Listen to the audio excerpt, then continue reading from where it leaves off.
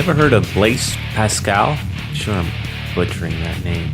He was a French mathematician, physicist, inventor, and Catholic theologian. Boy, I'm sure I am butchering these words. So maybe you've never heard of him, but he is famously quoted as saying, "If I had more time, I would have written a shorter letter." Yeah, that seems weird, doesn't it? If I had more time, I'd write a shorter letter. That doesn't make any sense. And really, it's about editing. It's about taking the time to cut out the fat. And I got a confession to make. Why am I talking about Blaise Pascal? Because in last week's episode, I just went into the 3 Fs, which was only supposed to be the first part of what I had to talk with you about. It ended up being like 16 minutes, and I'm looking at time saying, how the heck am I going to cram this other stuff in there?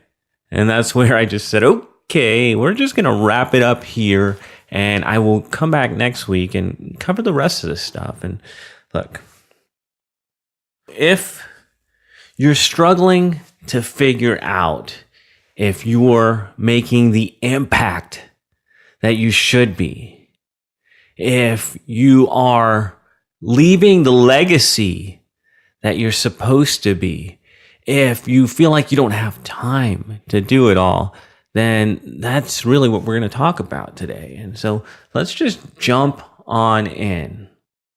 So a couple years back, when I was first taking on clients at the Podcast Factory, I did something really crazy.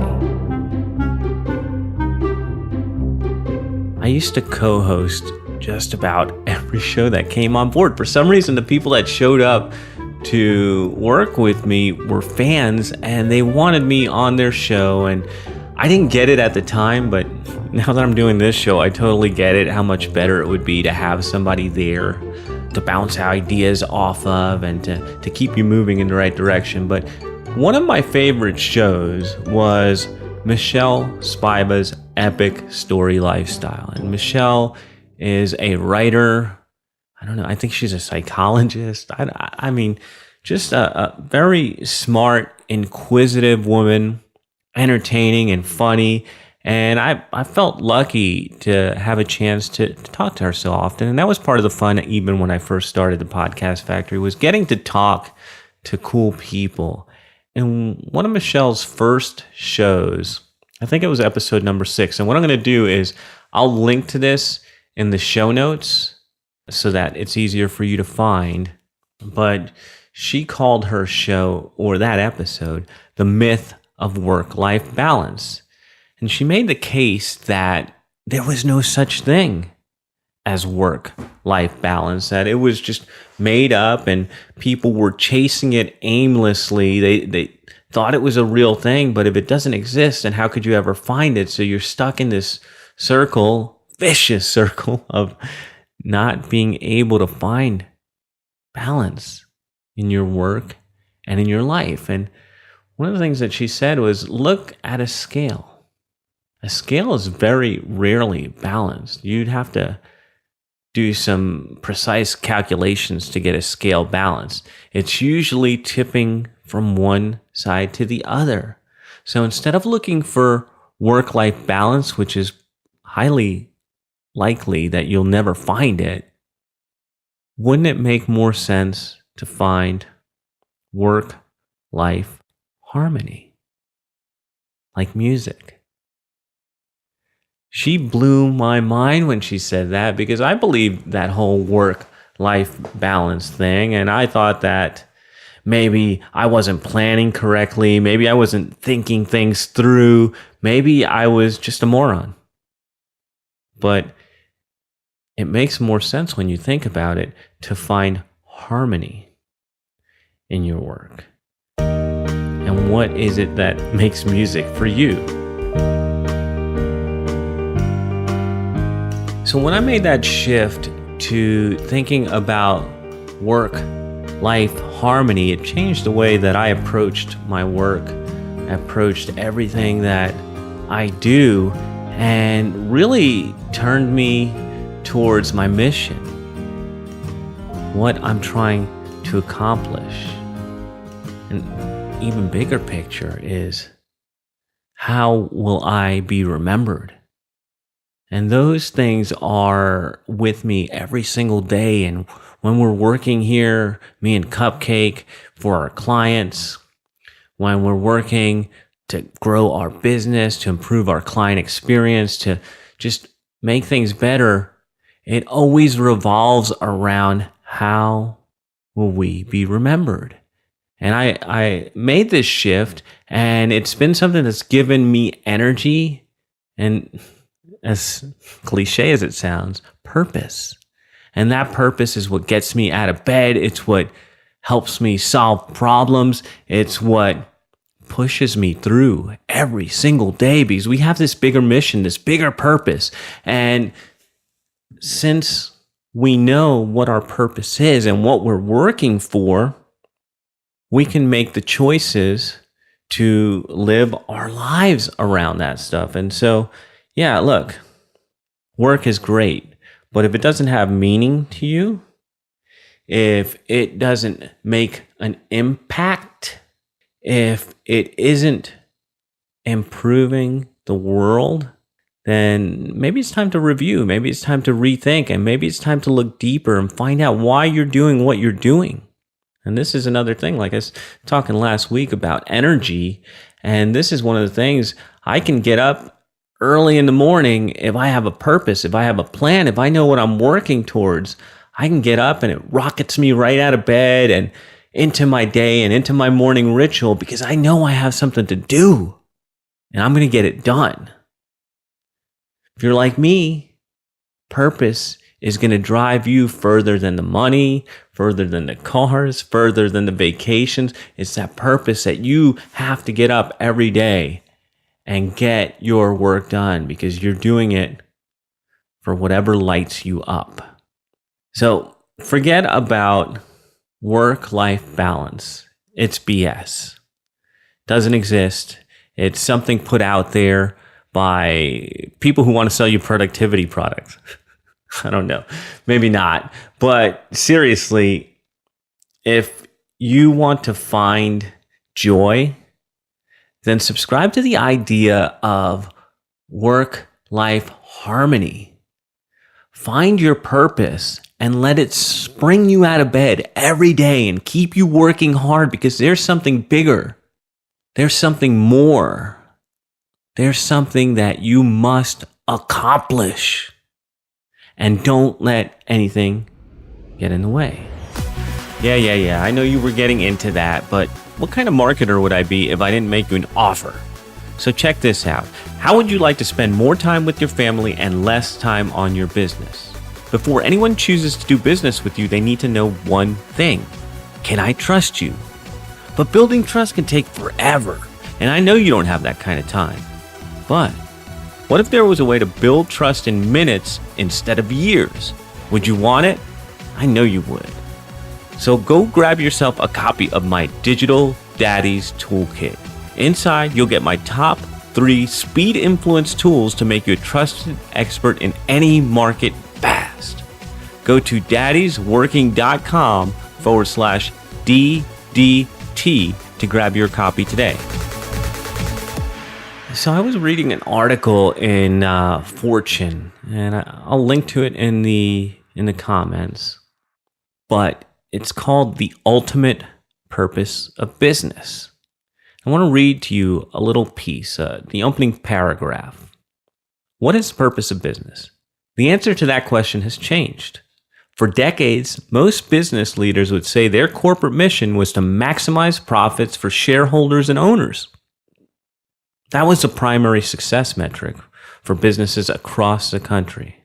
Today, the answer most commonly is that the ultimate purpose of a corporation is to serve society and to make the world a better place. So in the last part, I talked to you a little bit about purpose and how that will drive you out of bed and push you through the peaks and valleys that there are in business. And this idea of ultimate purpose is no longer about shareholders and maximizing profits, but it's about making an impact and being remembered. And that to me is so exciting. I imagine if you're listening to this right now, it must excite you on some level, or you wouldn't still be hanging out here with me. You wouldn't try to get better every day. You wouldn't be in business for yourself because it just wouldn't matter. I can't tell you what your ultimate purpose is. That's something that you're going to have to figure out. But I can tell you how to harness the power of your purpose to push you through so that you do the things that you were meant to do, make the impact that you're supposed to make so that people remember your name. It's simple. Once you figure out what your purpose is, get a piece of paper, get a pen, and write it down. Post it up on your computer monitor.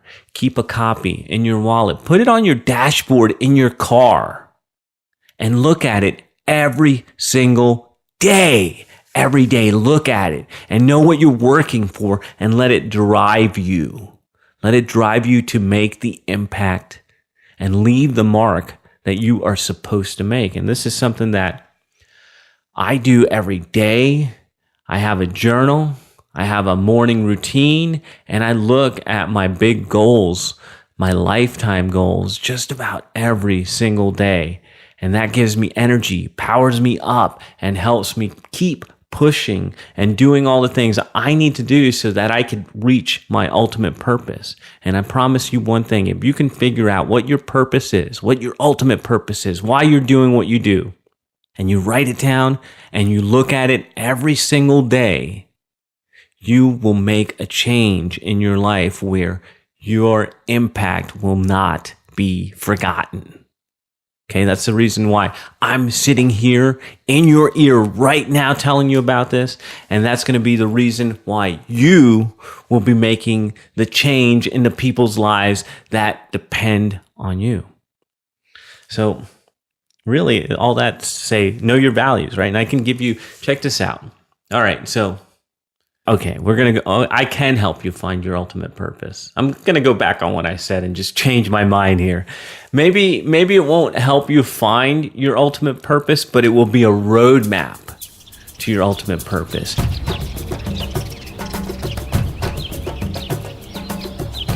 And so back in, when was it? So I've been online a little over a year learning this internet marketing thing, trying to figure out my way online. I was trying to create a business online, and I read books and I listened to podcasts, and I was really good at the social media, and I got in with this group who were being flown down to Costa Rica to check out this beautiful resort by the Arenal volcano. And they needed a Facebook guy. At that time, I had a Facebook page with something like 48,000 fans. So I knew a little something about Facebook pages. And they asked me to come on the trip and be the Facebook page specialist. And I said, sure, yeah, great. And I really hadn't made any money online. I hadn't really done much, but this was kind of like getting paid. I was getting a free trip. My plane ticket was paid for, and my room in a 5-star resort was paid for, and I was like, yeah, all right, so let's go.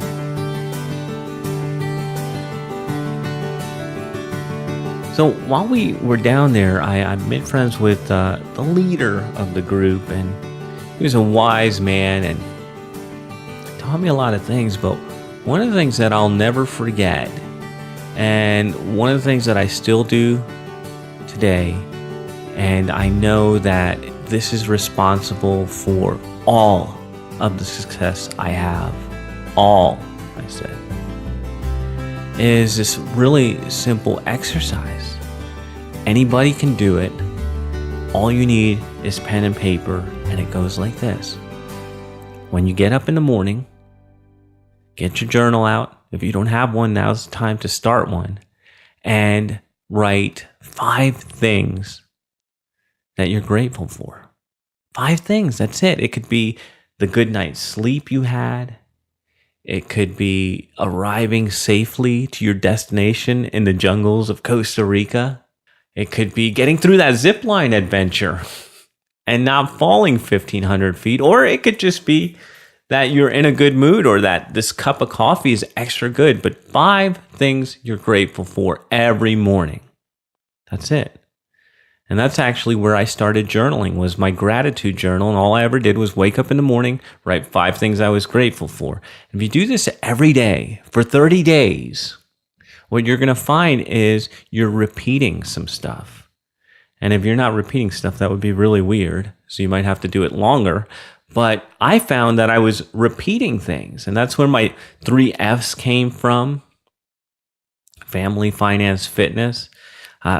That's where I realized what my values were, because I started to see the things that I kept talking about in my gratitude journal and realized how important those things were to me because they came up every day. And that's where I found my core values.